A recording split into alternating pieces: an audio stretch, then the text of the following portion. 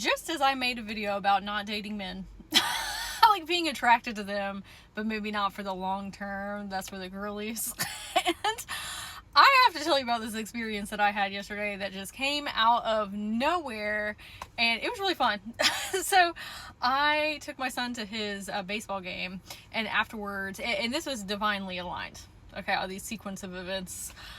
I took him to this baseball game, and he said, can we go to dinner with my friend? I was like, nah, dog. I gotta go home. I am so tired. I will take you tomorrow. And he said, okay. Then as we're driving home, I said, you know what? I'm going to go to the gas station because I want to get some energy drinks. I don't want to have to do that in the morning time because I've got other things going on. And I moved lanes in order to do so because usually I just go in the morning, but something was like, no, you should go right now. So I walk into the gas station. My son stayed out in the car. Walk into the gas station, and I go over to the cold drink area, and they're on the bottom row down here. Okay, so I'm squatting and I'm pulling up.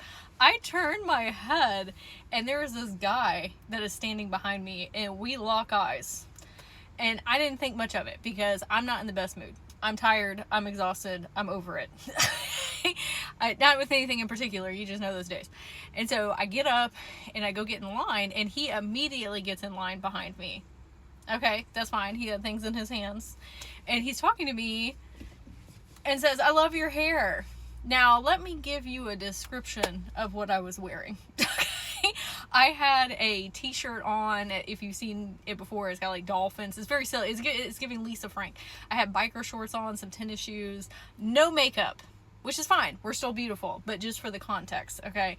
Hair in a bun out of the back of the hat, so you can't even really see. You can see that my hair is like mixed blue and pink back there.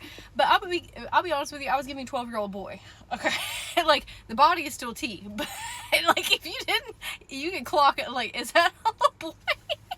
Anyway, so he's like, I love your hair, and I said, oh my gosh, thank you so much. He said, oh, and your shirt matches your hair, and I said, yeah, I try and do a whole aesthetic vibe situation. He said, well, it looks really good. I said, oh, thank you. And he said, maybe I should dye my hair.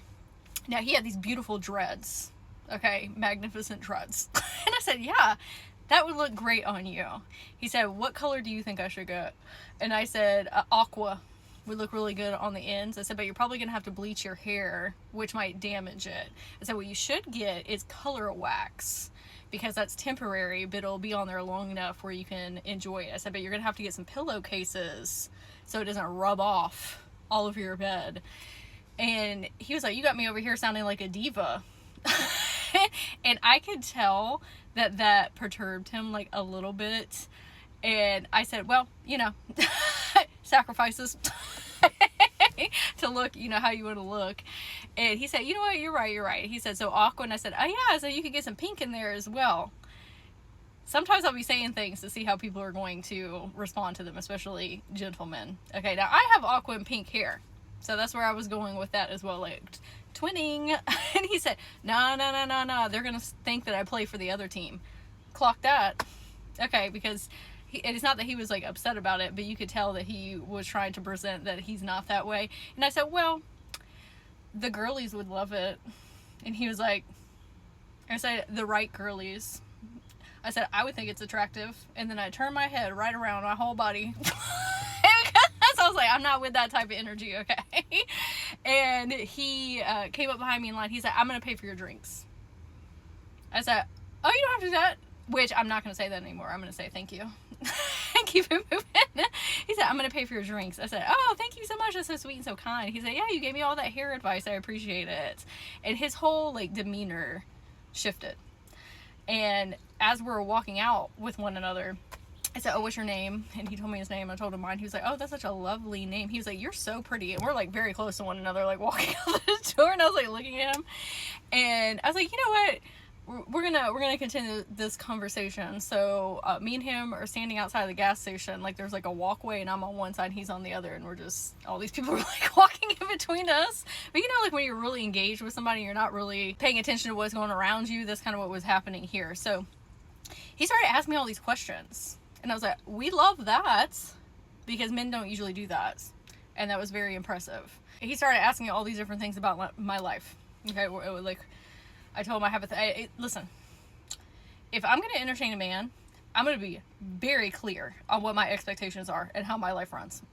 Okay, so you know right out of the gate, because I'm not sitting here trying to use up my time and energy for things that are not going to be a payoff in the future. Okay, I know that sounds very matter of fact, but it just is what it is. I said, I got a 13-year-old son, he in the car. I said, you got kids? And he said, nope. I said, okay. I said, you like kids? He said, yeah. And I said, I don't let people around my child. Okay. And I told him what I mean by that is I'm very protective, and it has to be something very serious in order for that to happen. Okay. Because that is a thing. Like, I've had past partnerships where I don't have my son around people unless I know that it's going to be serious and it's going to work out more in a long-term situation. Because my mom, my biological mom, I had a different experience with her, and I will not have that for my son. Okay.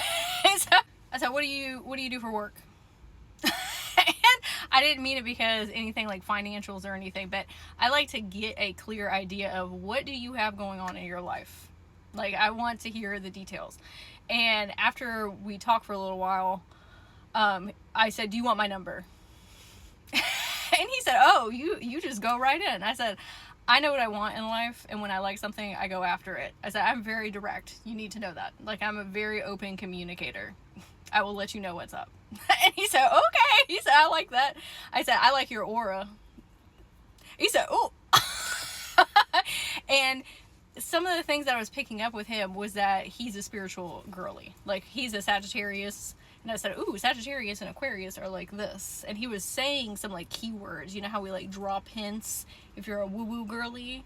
And I don't typically tell people what I do right out the gate. Usually I say life coach. But with him, I felt comfortable enough to say, I'm a spiritual mentor.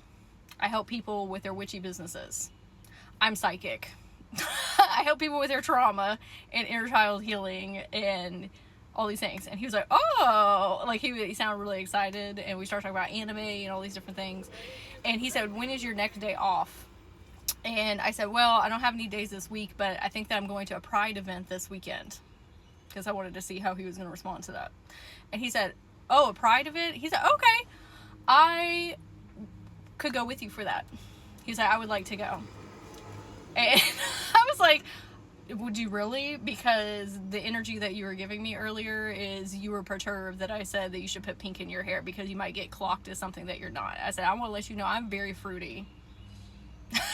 And he started laughing. And he said, no. He was like, I don't have a problem with gay people at all. He was like, I just wanted to make sure that you were aware that I was attracted to you per that conversation. And I was like, okay. I said, I'm very happy that you were open to go to a Pride event. Anyway, which I'm going to end up going to that by myself. We're going to go do something else. But it was just a really, really fun conversation. And then we started texting each other, and he, like, the more that I was speaking to him, the more that I realized that he's a spiritual girly. And we'll see where it goes.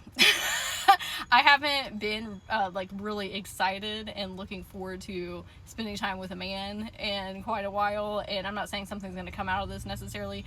What I was really excited about was having more experiences like this, like meeting people out in the wild. I live in the deep south, okay? I don't typically run across people from where I'm at least. Like, I'm like an hour and a half away from Atlanta. So if I'm going up into Atlanta, we love that. Okay, tons of people that I would resonate with, but where I'm at specifically, that doesn't always occur, like me meeting somebody like this. So if something happens with this, I love it. But what I'm really excited about is like, oh, I'm like really starting to hone in and spot people out in public. Like, my radar of spiritual woo-woo neurodivergent queer persons is getting more fine-tuned, and I'm seeing that reflected back. So it was really awesome. So I wanted to share today as a fun story and experience. And also, make sure you clock in people.